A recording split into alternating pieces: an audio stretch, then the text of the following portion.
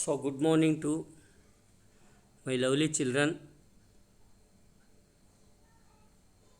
Myself, Jagdevappa, Assistant Professor of Psychology, Government First Grade College, Tiptur, Karnataka.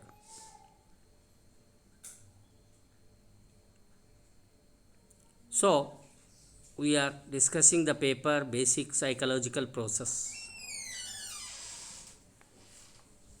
Basic Psychological Process. In this paper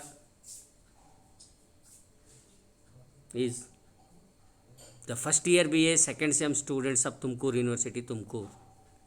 So, this paper we are discussing, already discussed 3 units we have completed. First one is motivation. In the motivation, meaning and definition of motivation, homeostasis, motivation cycle, types of motivation, physiological motives like hunger, thirst, social motives like achievement, power, affiliation, theories of motives like instinctive theory of McDougall, inductive theory of Hull, and humanistic theory of Abraham Maslow. We have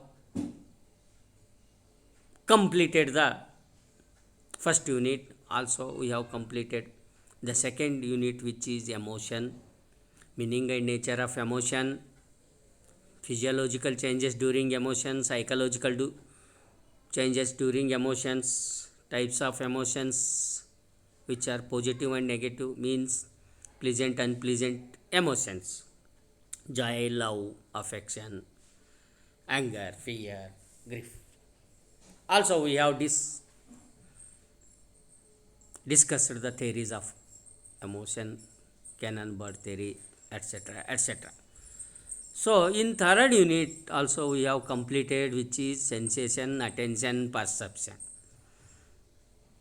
Sensation, meaning and process, steps involved in sensation, types of senses, meaning of attention, types of attention, involuntary, voluntary, habitual attention, determinants of attention,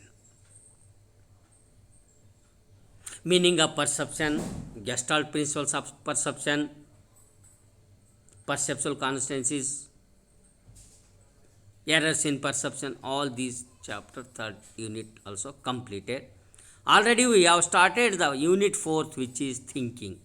In thinking we have discussed thinking, meaning and definition of thinking, reasoning, meaning and definition of reasoning. Already we have these two concepts completed. So now we are discussing about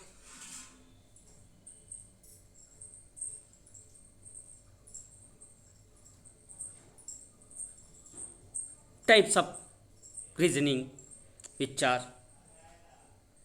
inductive reasoning, deductive reasoning. So here first we know that the what is reasoning. Reasoning is a cognitive activity that transforms information in order to reach specific conclusion and make decisions. In order to understand reasoning, we need to distinguish between formal reasoning and everyday reasoning. In formal reasoning, all the required information is supplied. The problem to be solved in straightforward. There is typical one correct answer and the specific method of reasoning is followed. Everyday reasoning involving planning, evaluating arguments, etc., etc. Here, some premises are implicit and not stated, some may not be supplied at all. The problems usually have several possible answers and they are complicated because they relate to many issues and questions. Hence, everyday reasoning is far more complex and less definite than formal reasoning. A formal reasoning may be inductive or deductive. This is also called syllogistic reasoning. So, here the major types of reasoning are two types, which are deductive reasoning and inductive reasoning. So, here in this session, the objective and outcomes of this session is to understand the inductive reasoning.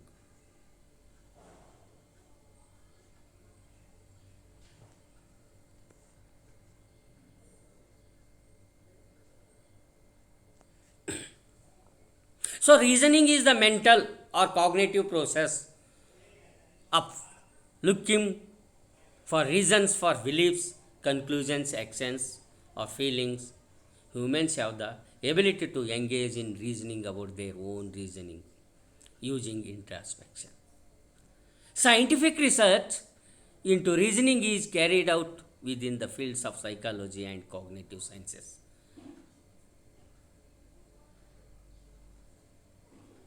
Inductive is an objective form of the verb induct, meaning to bring out or bring in. So, here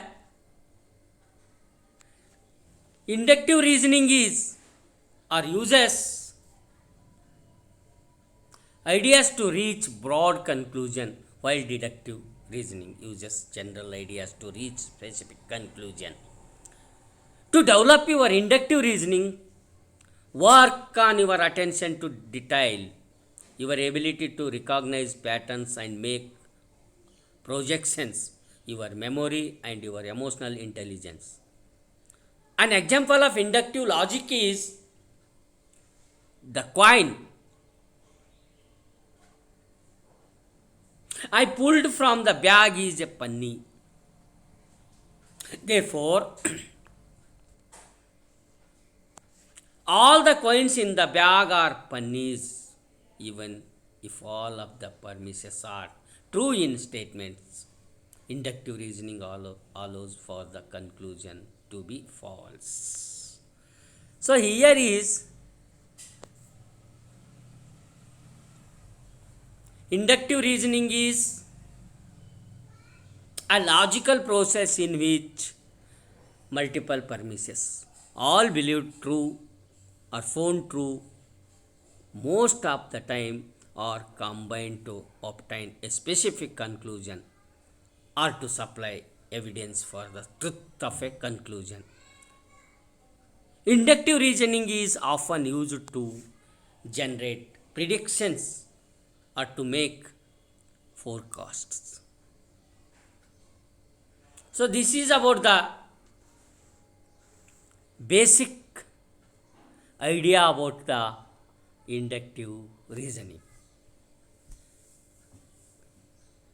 Inductive reasoning is this system of reasoning. We try to find a solution of problem on the basis of our new theory. In this system, a solution is tried to be found out on the basis of past experiences. This is just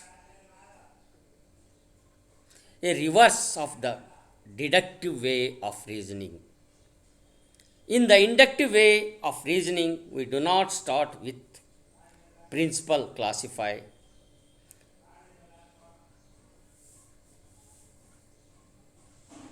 On the other hand, we collect the data and observe them.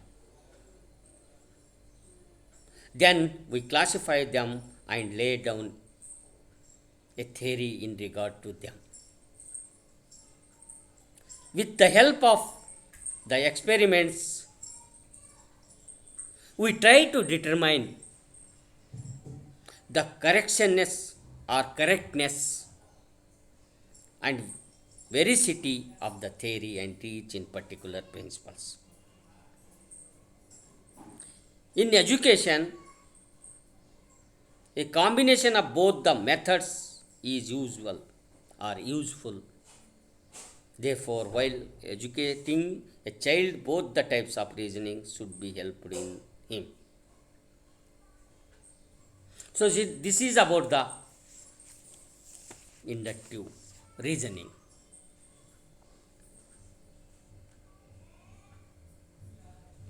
So, inductive reasoning means that, on the other hand, does not permit us to draw absolute conclusions. Yet, inductive reasoning is used all the time.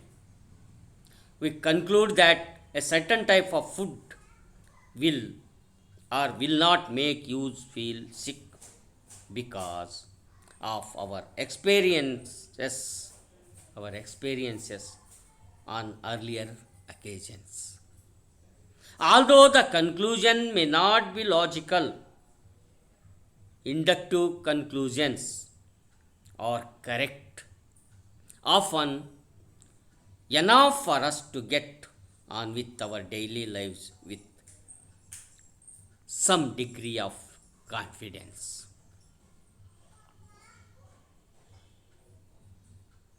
So, here for some examples are there. Every time you eat shrimp, you get cramps. Therefore, you get cramps because you eat shrimp.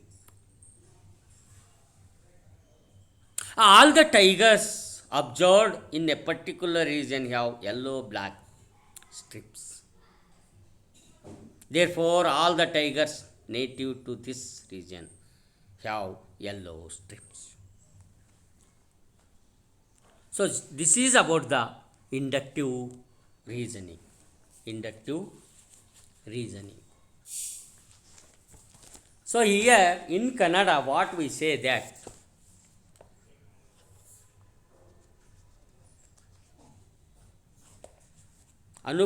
ಔಪಚಾರಿಕ ಅನುಪಚಾರಿಕ ಅನುಗಮನ ನಿಗಮನ ಅಂತ ಏನೇನೆಲ್ಲ ಕರಿತೀವಲ್ಲ ನಾವು, ವಿವೇಚನೆ ಅಂತಕ್ಕಂಥದ್ದು ಒಂದು ಸಂಜ್ಞಾನಾತ್ಮಕವಾದಂಥ ಕ್ರಿಯೆಯಾಗಿದೆ. ತೀರ್ಮಾನ ಕೈಗೊಳ್ಳುವಲ್ಲಿ ಮತ್ತು ಸಮಸ್ಯೆ ಬಗೆಹರಿಸುವಲ್ಲಿ ಪ್ರಮುಖ ಪಾತ್ರ ವಹಿಸ್ತಕ್ಕಂಥದ್ದೇ ವಿವೇಚನೆ. ವಿವೇಚನೆಯನ್ನು ಅರ್ಥ ಮಾಡಿಕೊಳ್ಳುವ ಮೊದಲು ನಾವೇನು ತಿಳ್ಕೋಬೇಕು ಅಂತಂದರೆ, ಔಪಚಾರಿಕ ವಿಮೋಚನೆ ಫಾರ್ಮಲ್ ಅಂತೀವಲ್ಲ, ಮತ್ತು ಎವ್ರಿಡೇ ರೀಸನಿಂಗ್ ಅಂದರೆ ದೈನಂದಿನ ವಿವೇಚನೆ ಅಂತ ಕರಿತೀವಿ. ಔಪಚಾರಿಕ ವಿವೇಚನೆಯಲ್ಲಿ ಸಮಸ್ಯೆ ಪರಿಹಾರಕ್ಕೆ ಅಗತ್ಯವಿರುವ ಎಲ್ಲ ಮಾಹಿತಿಗಳನ್ನು ನೇರವಾಗಿ ಒದಗಿಸಲಾಗುವುದು ಮತ್ತು ಸಮಸ್ಯೆ ಪರಿಹಾರಕ್ಕೆ ನೇರ ವಿಧಾನವನ್ನು ಅನುಸರಿಸಲಾಗುವುದು. ಇಲ್ಲಿ ಸಮಸ್ಯೆಗೆ ಒಂದೇ ಉತ್ತರ ಇರುತ್ತದೆ.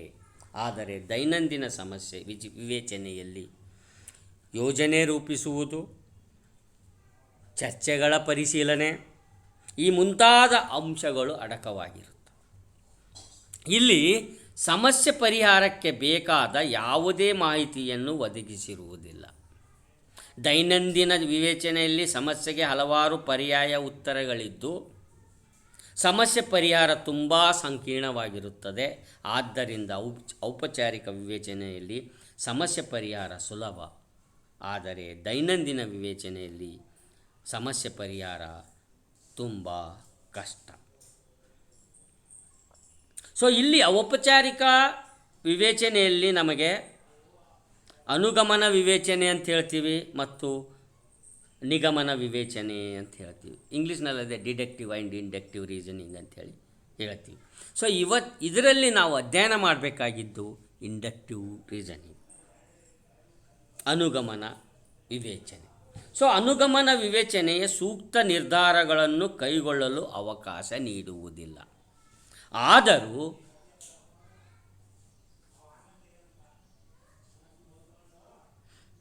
ಅನುಗಮನ ವಿವೇಚನೆಯನ್ನು ಯಾವಾಗಲೂ ನಾವು ಅನುಸರಿಸ್ತಾನೇ ಇರ್ತೀವಿ. ಸೊ ನಾವು ಇಲ್ಲಿ ಚರ್ಚೆ ಮಾಡಬೇಕಾಗಿರೋದು ಇಂಡಕ್ಟಿವ್ ರೀಸನಿಂಗ್.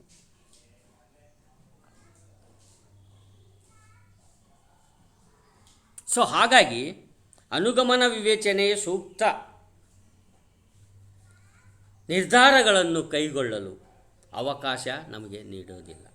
ಆದರೂ ಅನುಗಮನ ವಿವೇಚನೆಯನ್ನು ನಾವು ಯಾವಾಗಲೂ ಅನುಸರಿಸ್ತಾನೇ ಇರ್ತೀವಿ. ಕೆಲವು ವಿಧದ ಆಹಾರಗಳು ನಮಗೆ ಬಹಳ ಉಪಯುಕ್ತ ಅಥವಾ ಅಪಾಯಕಾರಿ ಎಂದು ನಮ್ಮ ಹಿಂದಿನ ಅನುಭವಗಳ ಆಧಾರದ ಮೇಲೆ ನಾವು ತೀರ್ಮಾನಿಸುತ್ತೇವೆ. ಆದರೆ ನಮ್ಮ ತೀರ್ಮಾನ ಆಧಾರರಹಿತವಾಗಿರಬಹುದು ಮತ್ತು ತರ್ಕಬದ್ಧವಾಗಿಲ್ಲದಿರಬಹುದು.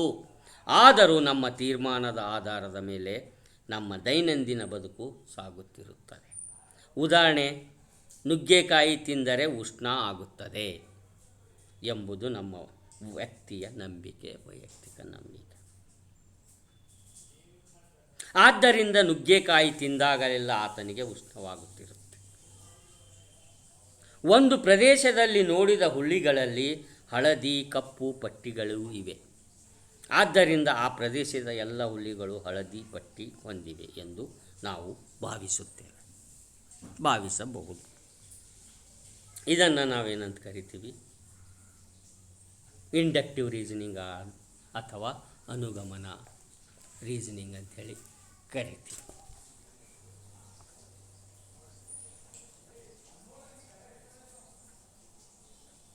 ಅದನ್ನೇ ನಾವು ಇನ್ನೊಂದು ಅರ್ಥದಲ್ಲಿ ಹೇಳೋದಾದರೆ ಅನುಗಮನ ವಿವೇಚನೆಯೂ ಕೂಡ ಅಂತ ನಾವು ಕರಿತೀವಿ. ಅನುಗಮನ ವಿವೇಚನೆಯ ಕ್ರಮಬದ್ಧ ವಿವೇಚನೆಯ ಒಂದು ವಿಧಾನವಾಗಿದೆ. ಕೆಲವು ನಿರ್ದಿಷ್ಟವಾದ ಅಂಶಗಳಿಂದ ಸಾಮಾನ್ಯವಾದ ತೀರ್ಮಾನಕ್ಕೆ ಬರುತ್ತೇವೆ. ಇದು ನಮ್ಮ ಆಲೋಚನೆ, ಜ್ಞಾನ, ಅನುಭವ ಮತ್ತು ನಂಬಿಕೆಯನ್ನು ಬಳಸಿಕೊಳ್ಳುವ ಮೂಲಕ ಒಂದು ಸಾಮಾನ್ಯವಾದ ತೀರ್ಮಾನವನ್ನು ಕಂಡುಕೊಳ್ಳುತ್ತವೆ. ಆದರೆ ನಿಗಮನ ವಿವೇಚನೆಯಲ್ಲಿ ಸಾಮ್ಯತೆಯಿಂದ ನಿರ್ದಿಷ್ಟವಾದ ತೀರ್ಮಾನಕ್ಕೆ ನಾವು ಬರುತ್ತೇವೆ. ಅನುಗಮನ ವಿವೇಚನೆಯೂ ಸಹ ಒಂದು ವ್ಯವಸ್ಥಿತ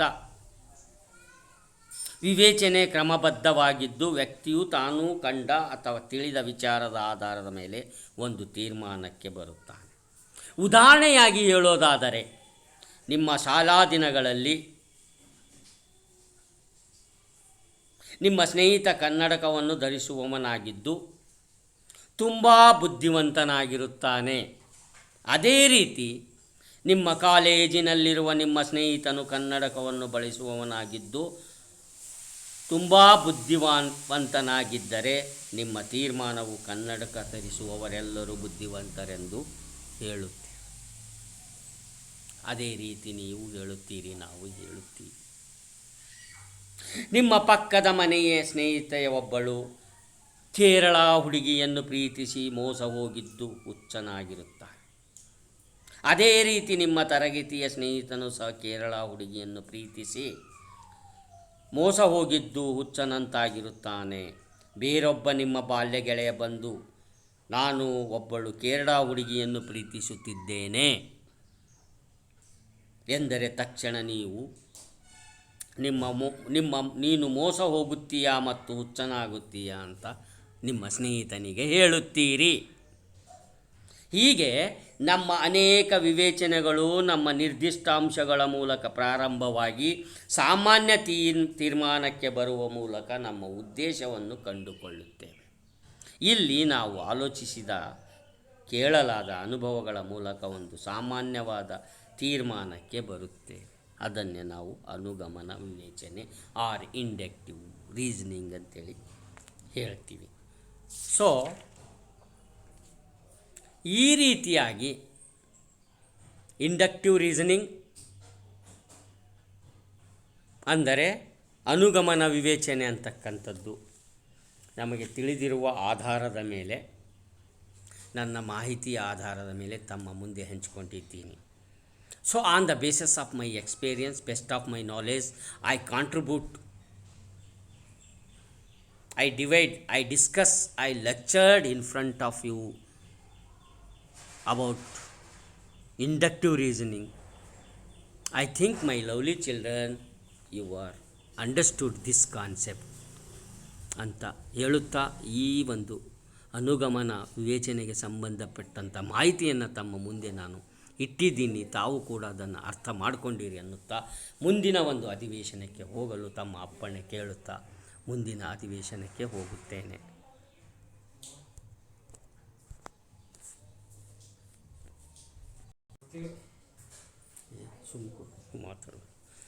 So, good morning to my lovely children.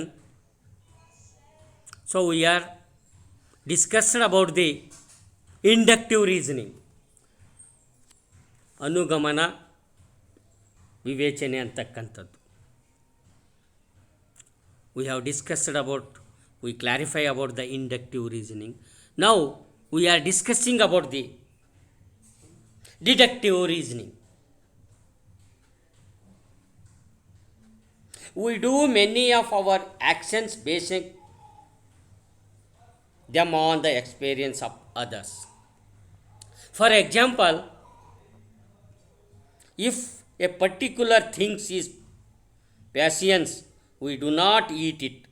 Therefore, we can say that when a particular problem has been solved on the basis of certain principles, then it is said to be deductive reasoning. But here again there is difficulty of experiments or experimentation.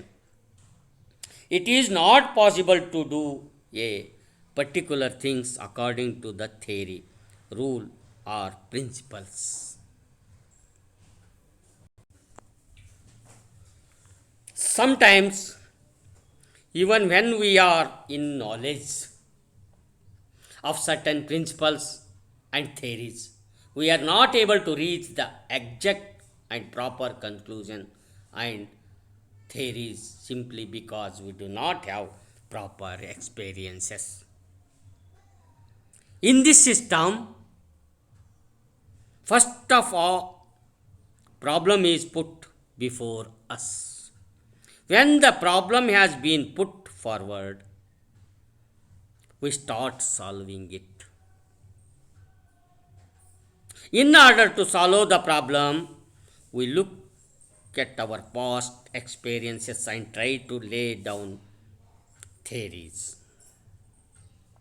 Thus, with the help of this principle, we are able to solve a problem.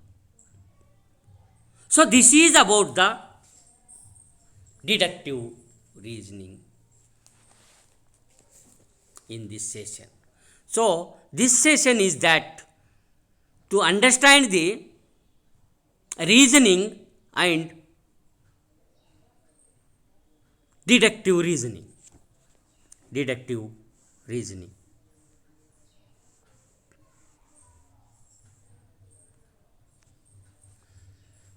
So, my lovely children,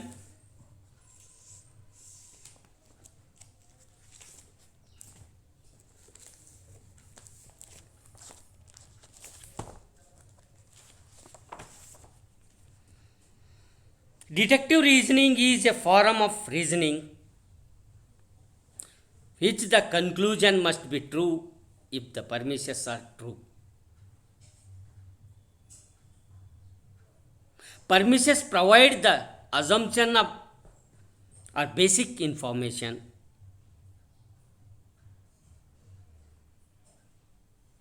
that allow people to draw conclusions. The conclusion is said to be deducted from the premises. So here the reasoning is the mental, which is cognitive process of looking for reasons for beliefs, conclusions, actions or feelings.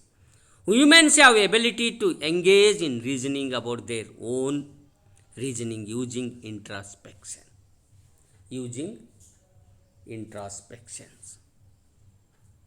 Scientific research into reasoning is carried out within the fields of psychology and cognitive sciences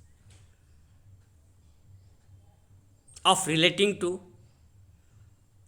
or probable by deriving conclusions may reasoning of relating to provable by education.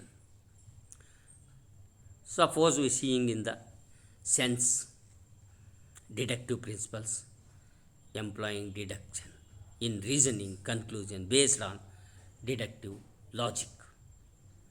So here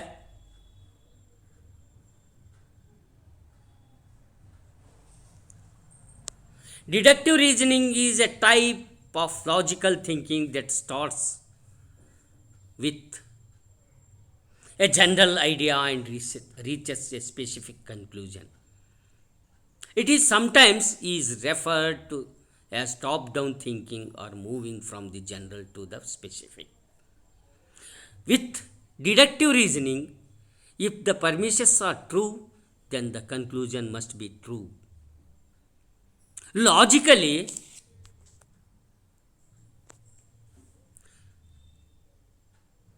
sound deductive reasoning examples: all dogs have ears. Golden retrievers are dogs, therefore they have ears. All racing cars must go over 80 mph. Dodge Charger is a racing car, therefore it can go over 80 mph. So this is the deductive reasoning. So totally finally we conclude that deductive reasoning is a form of reasoning in which the conclusion must be true if the premises are true. Premises provide the assumption or basic information that allow people to draw conclusions. The conclusion is said to be deduced from the premises. For example, finally, all human beings die one day. I am a human being, I will die one day. All oranges are fruits. All fruits grow on trees, therefore all oranges grow on trees. So this is about the deductive reasoning. ಇದನ್ನೇ ನಾವು ಕನ್ನಡದಲ್ಲಿ ಹೇಳೋದಾದರೆ deductive reasoning ಅಂತಕ್ಕಂಥದ್ದು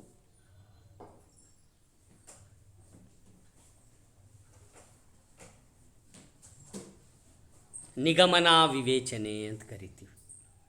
ನಿಗಮನ ವಿವೇಚನೆ. So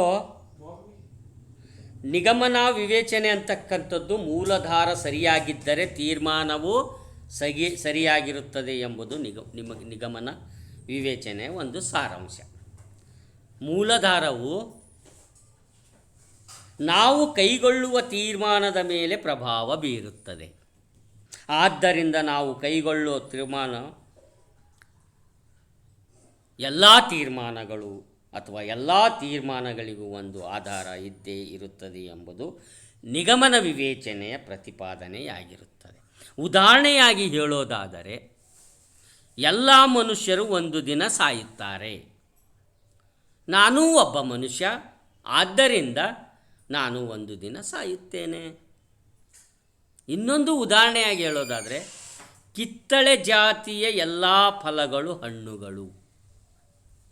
ಈ ಎಲ್ಲ ಹಣ್ಣುಗಳು ಬೆಳೆಯುತ್ತವೆ, ಆದ್ದರಿಂದ ಕಿತ್ತಳೆ ಜಾತಿ ಎಲ್ಲ ಹಣ್ಣುಗಳು ಮರದಲ್ಲೇ ಬೆಳೆಯುತ್ತವೆ ಅಂತ ಹೇಳ್ತೀವಿ. ಸೊ ಇದನ್ನು ನಾವು ನಿಗಮನ ವಿವೇಚನೆ ಅಥವಾ ಡಿಡಕ್ಟಿವ್ ರೀಸನಿಂಗ್ ಅಂತೇಳಿ ಕರಿತೀವಿ. ಒಟ್ಟಾರೆ ಹೇಳೋದಾದರೆ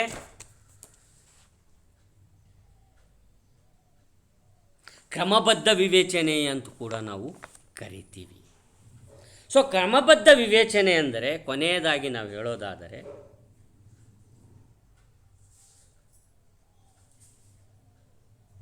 ನಮ್ಮ ವಿವೇಚನೆಯಲ್ಲಿ ತೀರ್ಮಾನವನ್ನು ತೆಗೆದುಕೊಳ್ಳಲು ಬೇಕಾದ ಎಲ್ಲ ಅವಶ್ಯಕ ಮಾಹಿತಿಗಳು ದೊರೆಯುವ ಮೂಲಕ ಸಮಸ್ಯೆಯನ್ನು ಅಥವಾ ತೀರ್ಮಾನವನ್ನು ನಾವು ನೇರವಾಗಿ ಬಗೆಹರಿಸಿಕೊಳ್ಳುತ್ತೇವೆ ಮತ್ತು ಅಲ್ಲಿ ಒಂದು ಸರಿಯಾದ ಉತ್ತರವನ್ನು ಅಥವಾ ತೀರ್ಪನ್ನು ಕಂಡುಕೊಳ್ಳುತ್ತೇವೆ.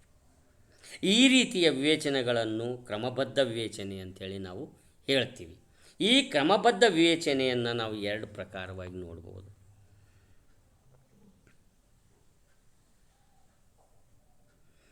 ಇದರಲ್ಲಿ ನಿಗಮನ ವಿವೇಚನೆ ಅಂತಕ್ಕಂಥದ್ದು ಮೊದಲನೇದು. ಈ ನಿಗಮನ ಅಂತಕ್ಕಂಥ ಒಂದು ವಿವೇಚನೆ ಏನು ಅಂದರೆ, ನಿಗಮನ ವಿವೇಚನೆಯು ಕ್ರಮಬದ್ಧ ವಿವೇಚನೆ ಒಂದು ವಿಧಾನವಾಗಿದೆ. ಆದ್ದರಿಂದ ನಿಗಮನ ವಿವೇಚನೆಯಲ್ಲಿ ಕೆಲವು ಆಧಾರಗಳು ಅಥವಾ ಅಂಶಗಳ ಮೂಲಕ ಒಂದು ತರ್ಕಬದ್ಧವಾದಂಥ ತೀರ್ಮಾನಕ್ಕೆ ನಾವು ಬರ್ತೀವಿ. ಇದನ್ನು ನಾವು ನಿಗಮನ ವಿವೇಚನೆ ಅಂಥೇಳಿ ಹೇಳ್ತೀವಿ ಅಥವಾ ಕರಿತೀವಿ. ನಮ್ಮ ನಿಗಮನ ವಿವೇಚನೆಯು ಊಹೆನೆಗಳ ಅಂದರೆ ಅಜಂಪ್ಷನ್ ಅಂತ ಏನಂತೀವಿ ನಾವು, ಅಜಂಪ್ಷನ್ ಮೂಲಕ ಅಥವಾ ಅದರ ವಚನೆ ಪರ್ಮಿಷಸ್ ಅಂತೇನು ಕರಿತೀವಿ ಗಳ ಮೂಲಕ ಪ್ರಾರಂಭವಾಗಿ ಒಂದು ವ್ಯವಸ್ಥಿತ ಅಥವಾ ಕ್ರಮಬದ್ಧವಾದ ತೀರ್ಮಾನಕ್ಕೆ ಬರುತ್ತದೆ. ಈ ರೀತಿಯ ನಿಗಮನ ವಿವೇಚನೆಯಲ್ಲಿ ನಾವು ಕಾಣುತ್ತೇವೆ. ಇಲ್ಲಿ ಊಹೆಗಳು ಸರಿಯಾಗಿದ್ದರೆ ಅಥವಾ ಸತ್ಯವಾಗಿದ್ದರೆ ತೀರ್ಮಾನಗಳು ಸಹ ಸರಿಯಾಗಿ ಅಥವಾ ಸತ್ಯವಾಗಿರುತ್ತವೆ ಅಂತ ಹೇಳ್ಬೋದು. ಊಹೆಗಳು ತಪ್ಪಾಗಿದ್ದರೆ ತೀರ್ಮಾನಗಳು ಕೂಡ ಇಲ್ಲಿ ತಪ್ಪಾಗುವ ಸಾಧ್ಯತೆಗಳೇ ಹೆಚ್ಚು. ಈ ನಿಗಮನ ವಿವೇಚನೆಯಲ್ಲಿ ನಾವು 3 ಅಂಶಗಳನ್ನು ಕಾಣ್ತೀವಿ. ತರ್ಕ ವಿವೇಚನೆ ಅಂದರೆ ಸಿಲೋಜಿಸ್ಟಿಕ್ ರೀಸನಿಂಗ್, ತರ್ಕ ವಿವೇಚನೆ ಅಂತ ನಾವು ಸಹ ಕರಿತೀವಿ.